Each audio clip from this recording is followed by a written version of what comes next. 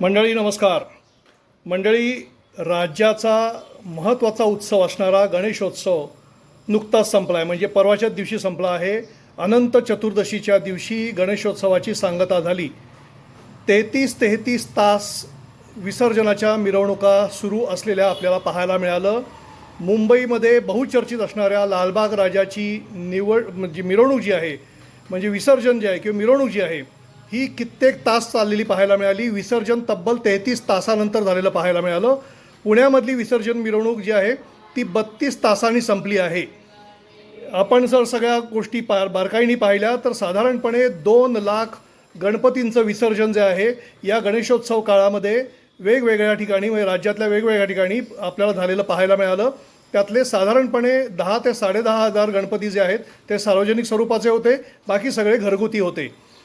आपल्याला थोडंसं बारकाईने पाहायला हवं मंडळी की हे सगळे गणेशोत्सव आपण जो साजरा करतो आहे, हा गणेशोत्सव बुद्धीची देवता ज्याला आपण म्हणतो, खरोखर त्यांनी दिलेल्या बुद्धीप्रमाणे आपण वागतोय का, कायद्याचं पालन आपण करतो आहे का, आणि लोकांना आपल्या उत्सवामुळे त्रास होणार नाही याची दक्षता आपण घेतो आहे का, ह्या सगळ्यांची प्रश्नाची उत्तरं जी आहेत ही नकारार्थी येत आहेत. मंडळी लक्षात घ्या, तुम्ही आणि आम्ही मिळून हे उत्सव साजरे करतो, सार्वजनिक स्वरूपामध्ये साजरे करतो, आणि सार्वजनिक स्वरूपामध्ये साजरं करत असताना आपल्या आजूबाजूला कोण आहे, आपण त्यांना किती त्रास देतो आहे, मग ते वर्गणीसाठी असू दे किंवा आपण लावलेल्या लाऊडस्पीकरमुळे असू दे, आपण मिरवणुकीमध्ये वाजवलेल्या डीजेमुळे असू दे, किती त्रास होतो, ढोल ताशे किती बडवतो, याच्यामुळे लोकांना त्रास होतो, याचा आपण विचार करतो आहोत का?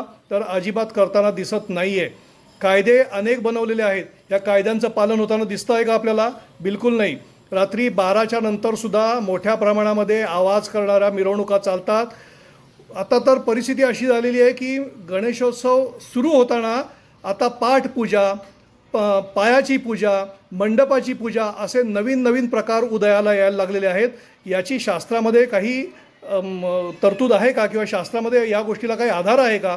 तर तो अजिबात दिसत नाही आपल्याला. तरीसुद्धा आपण हे का करतो आहे? केवळ उत्सव साजरा करायचा म्हणून आपण हे सगळं करतो आहे. आणि हे सगळं करत असताना लक्षात घ्या, विसर्जनाच्या वेळेला 15 मृत्यू झालेत राज्यामध्ये.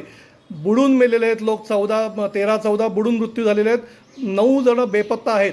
हे जर सापडले नाहीत तर मृत्यूची संख्या अधिक वाढणार आहे.